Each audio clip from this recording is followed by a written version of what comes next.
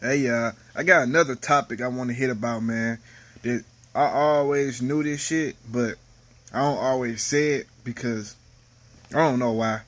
I just don't always say it. But with this video, man, I'm gonna get it. I'm gonna dig down deep into this shit a little bit, but because I'm up, I'm bored. You know what I'm saying?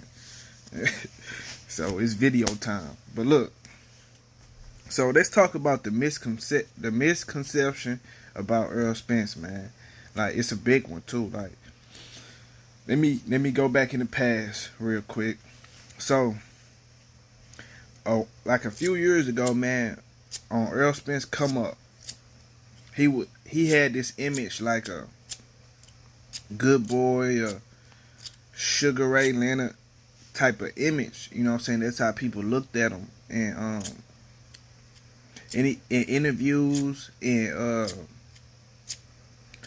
post press conferences and just period throughout his career in the early time of his career on the come up, he didn't talk much. He still don't talk as much, but he has opened up a lot more since the early days.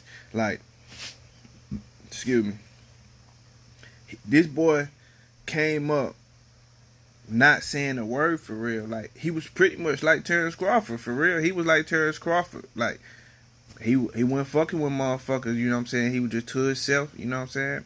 He was just real humble and he didn't say much. And a lot of people used to say, man, Earl gotta start talking. Earl gotta start talking, you know. And people wanted him to start talking so he could be a bigger star. But Earl Spence was refusing this shit for a minute, like, man, I'm meat. This meat, you know what I'm saying? And it's crazy because he found the way to still open up a little bit but still be himself. But this the thing though, this the misconception, man. People got used to that image, right? And they think they know him. You know what I'm saying? Like he real close to his fan base and shit, so people think they know him. You know what I'm saying? Like he your motherfucking cousin or something. Like that's what it feel like. But people think they know this dude so much that I just want to tell them, like, man, you don't really know this dude like that. Like you don't really know EJ like that. You know, well, I don't either, but I'm just saying, like, for the people that always judging them, let me lead up to it real quick. So, let me get to it. I'm gonna explain it. Hold on. So, as time go on, Earl Spence start like opening up more and more and more, and then the biggest I see him open up until that time was when he jumped on the podium, and I think it was after Fred Barbershop Conversations had told him what Bomac said, so he hopped on the podium and said what he said about Terrence Crawford, about him not going up ESPN and shit like that. So, that happened. But then he got a lot of backlash for this shit, which is crazy because I'm like, okay, y'all niggas wanted him to open up, right? But then when he opened up, niggas got mad at him and start talking shit about him. You know what I'm saying? And motherfuckers start turning on him. I believe that's when the split happened, from when a lot of his fans, not a lot, a little portion of them niggas had branched off and went to the Terrence Crawford, became Terrence Crawford fans. You feel me? So that's when that branched off happened. And then after that, I was watching Trill Boston talk and Black with, you know what I'm saying? I guess Black ain't like the shit. I don't know what the shit was about, but I'm like, you know what I'm saying, bro tripping. You know what I'm saying? I'm looking at Black like, bro, you tripping. You know what I'm saying?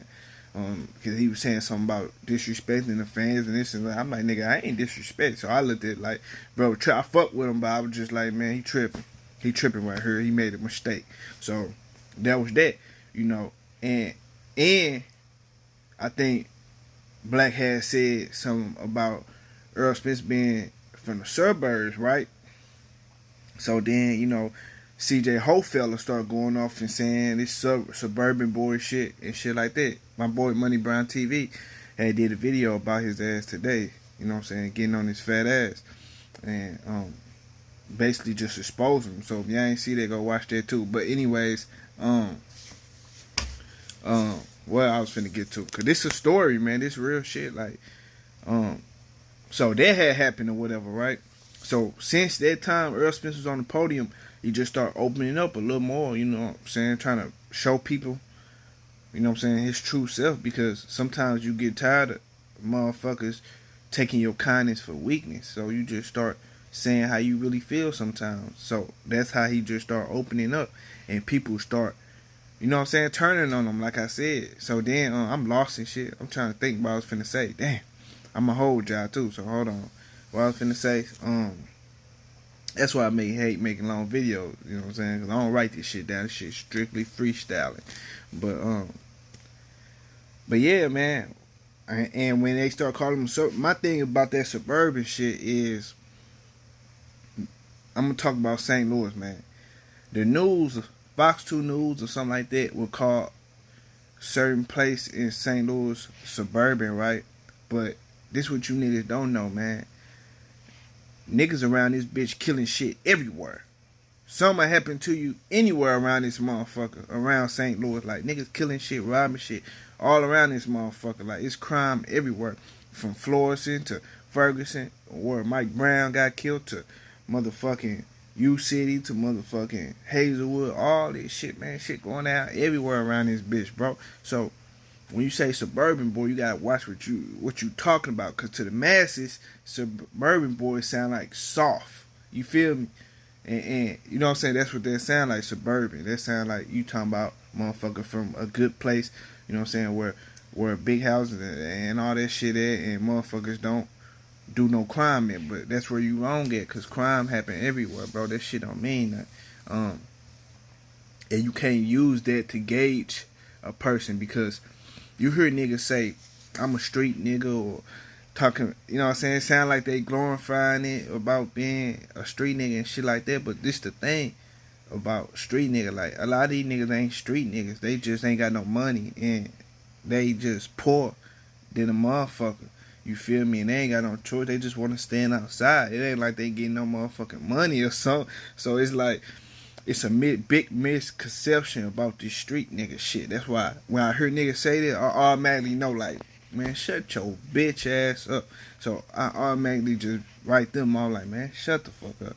So for some reason, people had this image of Errol Spence like he's soft or some shit like that, you know? Even though they knew he was a hard ass boxer. But when the nigga started coming out, people was like, man, this nigga motherfucker trying to be a street nigga, or this and this and that. How the fuck is a nigga? Stop. That's why I'm saying. That's why I be saying, if you stop looking at the nigga IG and you know what I'm saying, if you a fan, then that's cool. You can look at his shit like that. But if you looking at his shit for some negative shit, just to say something about that, you a lame, bro. That shit lame, bro. You a lame. Like, flat out, you a lame. Like, you looking at the nigga under a microscope, and everything he do, it seem like he partying to you. A lot of that shit ain't partying, man. Niggas can go to the club and don't sip a drink and don't smoke a motherfucking blunt, like, cause he hanging with a few friends don't mean he partying or doing this or doing that. But your eyes so glued on a nigga nuts that you just think anything he do is him trying to be street. So that's a big misconception about Errol Spence that I see. And a lot of these niggas, they be saying shit like that, man. Trust and believe, man. When y'all see that shit, just know they fraud than a motherfucker. And they ain't street themselves. Cause being street is a mindset. You know what I'm saying? Like, you know how to move. You know how to blend in with this shit. And you know what I'm saying? And staying true to yourself is about being yourself. You know what I'm saying? That's what being real is about. Just being yourself. And, you know what I'm saying, move how you move. Being able to do what you want to do without, you know what I'm saying, no restrictions and shit like that. Like, I can go deep in this shit, but I'm trying to stay under the time limit like I always say. But, like, on some real shit, man, these dudes, man, looking at Errol Spence like he this good boy when you don't really know him. That's just an image that he uses to keep his brand clean. You don't really know him like that. That's what I'm trying to tell you. Like, the nigga like to do, if he like to motherfucking dance, he just busting a couple of dance moves, man. That shit ain't shit, man. Stop looking at this dude like that, man. Like, you don't really know these dudes' personal business. That's why I don't talk about these fucking bosses' personal business and shit. Like, you know what I'm saying? I don't really talk about this shit. Niggas like to be free and like to do what they want to do. Just because you a bitch ass nigga and you broke as fuck, you know what I'm saying, and you got a little fucking gun, you got a gun, which everybody got, don't mean you a street nigga, bro. Stop that shit, man. That shit lame, man. You just saying that because you think it's cool, and that's not really what get the girls. I know that's what you lame ass niggas think.